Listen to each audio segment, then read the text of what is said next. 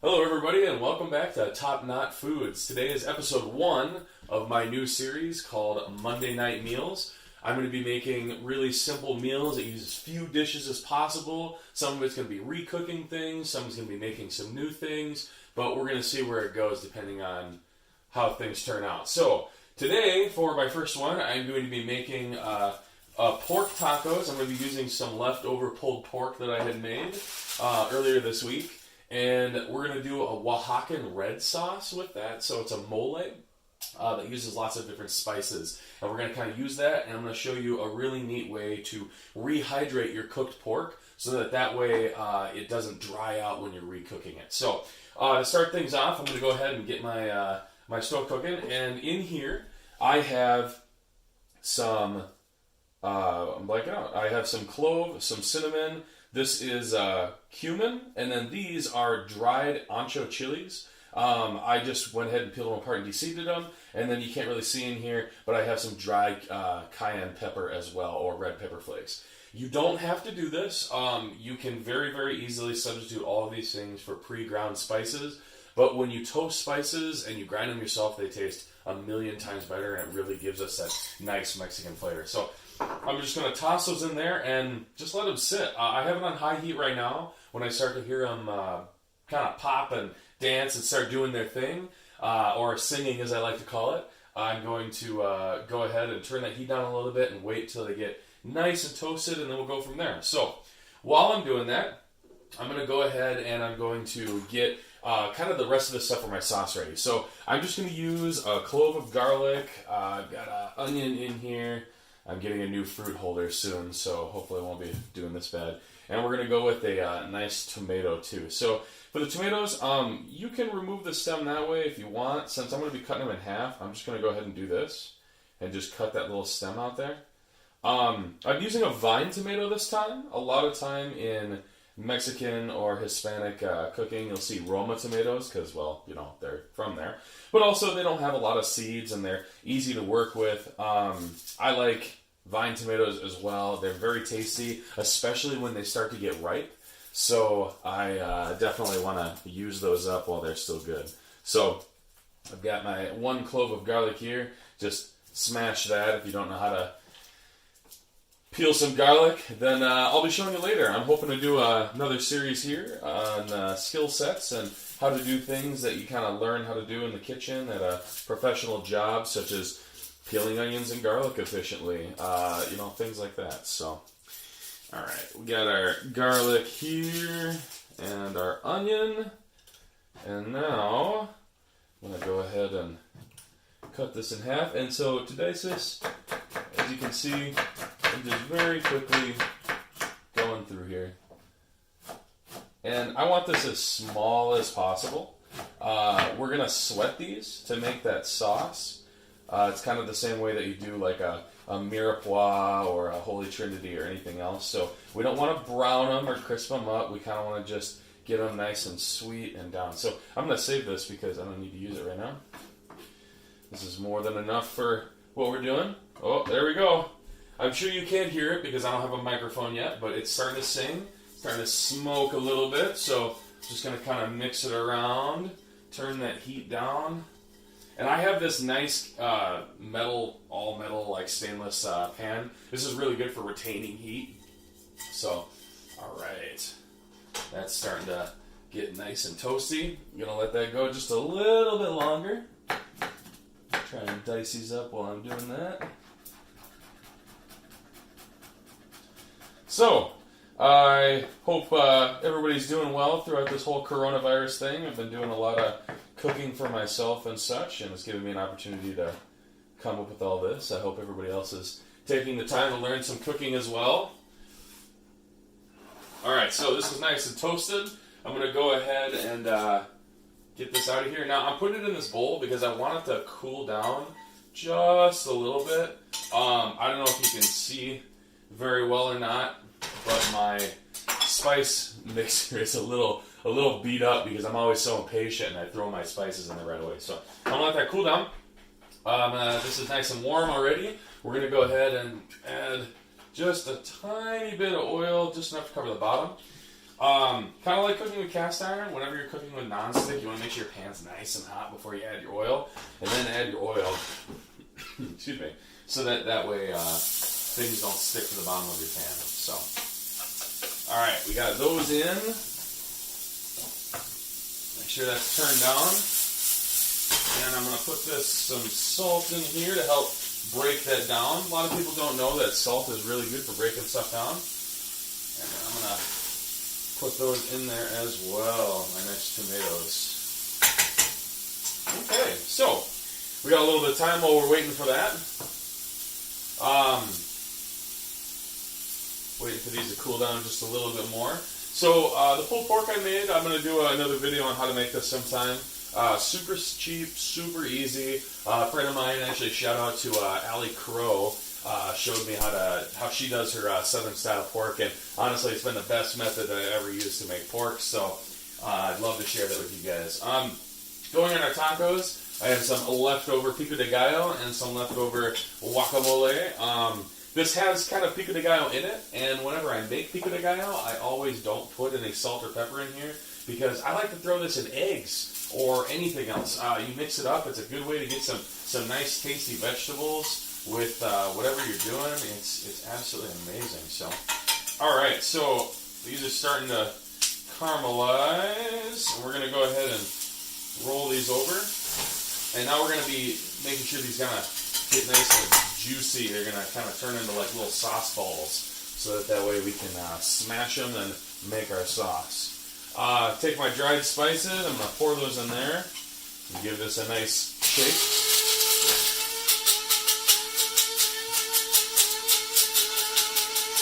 Alright, a little trick I learned that makes it a lot easier. Go like this, shake it upside down, and then, there we go, voila, all of our spices right in there. So, I'm going to put that in here for now, so I can get this guy out of the way.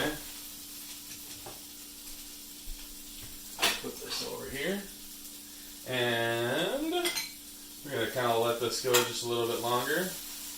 The way that you can tell with tomatoes when they're ready to be a sauce is they start to get kind of like lighter color around the sides. They start to fade. The old Italian trick is you take a wooden spoon and you just go and you smash them. So we're going to wait just a little bit longer to do that, and then we're going to go from there. So I also have this horrible looking brown liquid. This is actually my chicken stock.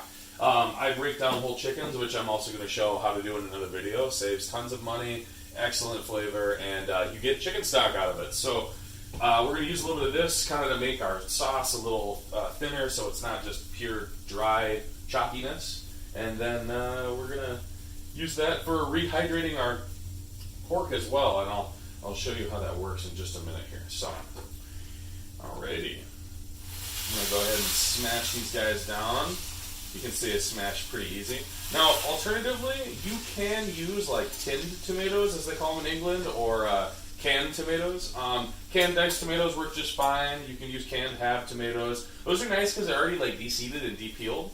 The skins off of them. I actually kind of like that like rustic flavor of the skin and everything being on them. So I usually like to leave it on there. But again, it's up to you. You know, if you want to use that, or if you got some in your cupboard and you want to get rid of it, it's a really, really good way of doing such. Alright, so now that I've smashed these, I'm going to take my spice and I'm going to sprinkle this over the top. So, we want quite a bit. I'm not going to use as much as this. I just did that because I don't like to waste stuff. I'm going to use this at some point later, and I just like to make sure that when I do it, my ratios are correct. So, you can always do stuff later. Doesn't really matter. Alright, turn this heat up. Oh man, it smells delicious. That cinnamon is so underappreciated. It's absolutely amazing. The clove, too, is just kind of helps brighten things up while keeping them really savory. Adds, oddly enough, like almost like a little bit of a sweet note to it. So, alright, we're going to turn this up. Take this, and I'm going to go ahead and pour this in. And I'm pouring enough to just like basically cover the bottom of it. Again, it's a sauce. I don't want to have to add a bunch of liquid and then reduce it and so on and so forth. So I'm going to just do that much. And that should be more than enough to where when I blend everything together, I can do it. Now, I am going to blend everything together. because I enjoy nice, smooth, kind of silky sauces. You don't have to do that. If you don't want to do that, you can just leave it as is. Let the tomatoes reduce a little bit. Again, you can dice them up ahead of time and throw them in there. However you want to do it. Either way, they do need time to break down to kind of turn into that sauce. So, whatever works for you. All right, gonna let this reach a boil in just a moment here. So. Well, I hope everybody who's watching is interested. I'm hoping to do, again, like I said, Monday night meals on Mondays, and then on Sundays we'll get into some more complicated, big things, and then from there, hopefully I can do like an every other week or every month, do a live stream, as well as do like a skills breakdown of how to do things like break down chickens, peel onions, make stocks, things like that. Things that you're not going to eat right away that go pretty good. So, all right. Once this reaches a boil here, oh man, it smells so good. I wish you guys had smell-o-vision. I wish you could smell this. It's absolutely fantastic. All right. So what I'm going to do now is I threw my tip oil away like an idiot.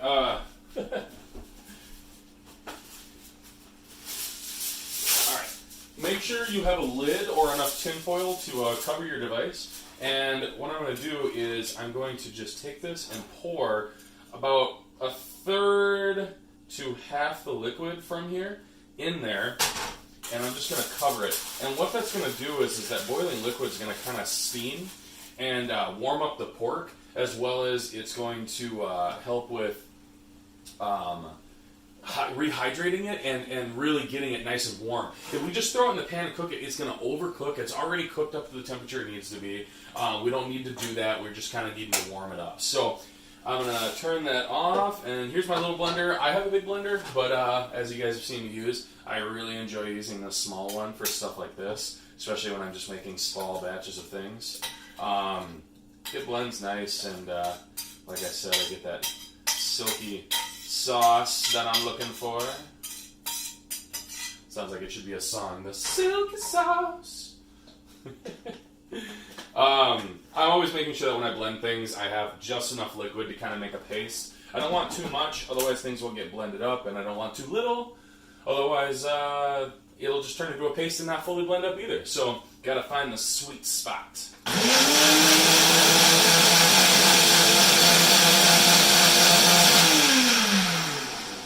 And voila. Woo! I just spackled my entire thing. So also too, don't blend hot ingredients.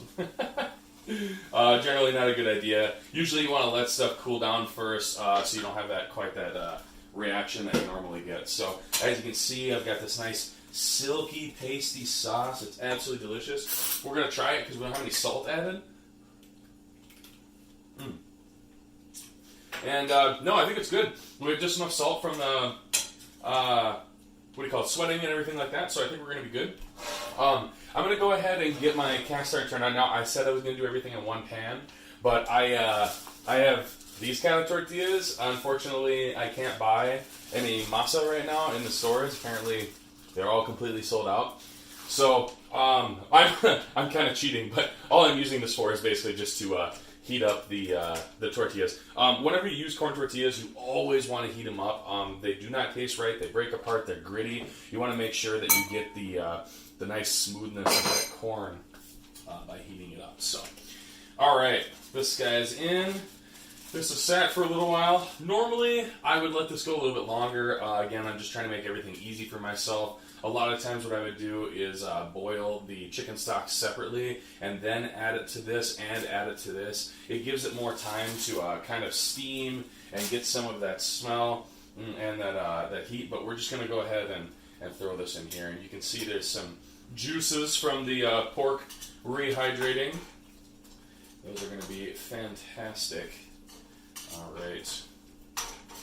So now, just kind of breaking that up in there. Recycle that later. And yeah, we're just going to let that warm up. Again, don't need to cook it. It's already cooked. We're just warming up that food, making it nice and soft, kind of bringing out, pork butt when you do it has a lot of oil, a lot of fat to it, and this will allow that fat to kind of rehydrate all of your food. Man, my mouth is watering like crazy. I've been waiting to make this. Alright, turn that off. Alright, this guy is now hot. I'm going to go ahead and throw these on here. Oh, apparently someone's snacking on tortillas in the middle of the night.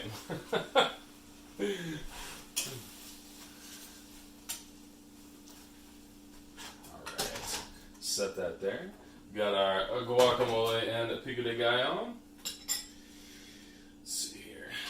Got my dish.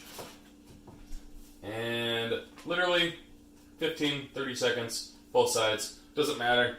Should be warm, not burning hot. Totally fine.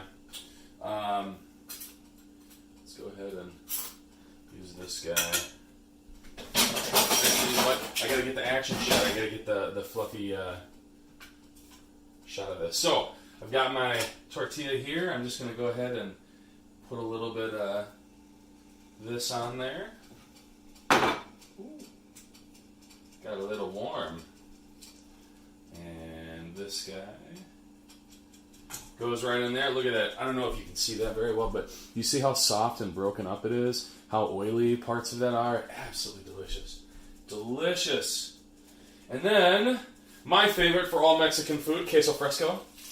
Delicious, crumbly cheese. It won't melt. It's easy to take care of. You literally just break it off and you just kind of crumble it. A lot of people compare it to feta. I mean, you could. It's similar in texture, except it's a little more firm, and it's not sour either. It doesn't have that like sour flavor that you get from feta cheese or goat cheese. So, a little bit of that, a little bit of guacamole, and because I like fruit, I'm gonna cross-contaminate.